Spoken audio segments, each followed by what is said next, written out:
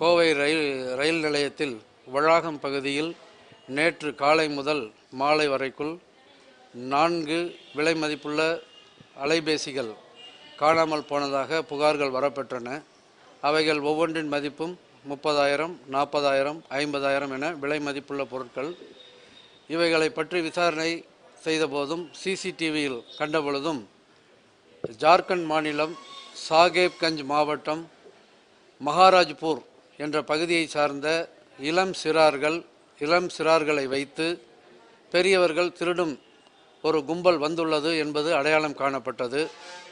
தீவிரமாக கண்காணிப்பு செய்யப்பட்டதன் பேரில் நேற்று மாலை ரயில் நிலையத்தின் மேற்கு பகுதியில் வைத்து 2 இளம் சிறார்களை பிடித்து அவர்களை தொடர்ந்து இளைஞர்கள் 2 கைது செய்யப்பட்டனர்.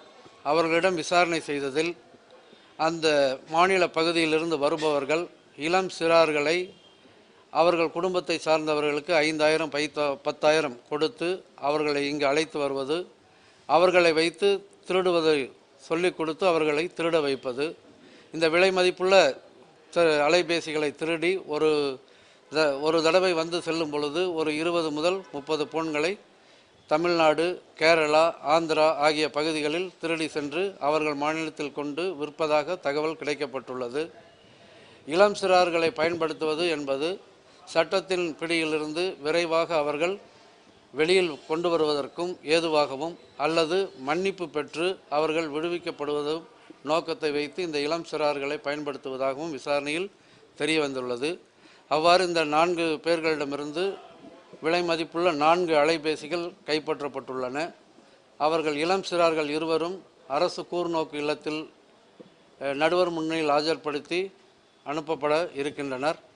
இளைஞர்கள் 2 பொள்ளாச்சி இளைஞர் நல சீர்திருத்த பள்ளியில் ஒப்படைக்க இருக்கின்றனர். விசாரணை மேலும் தொடரப்பட்டு வருகிறது.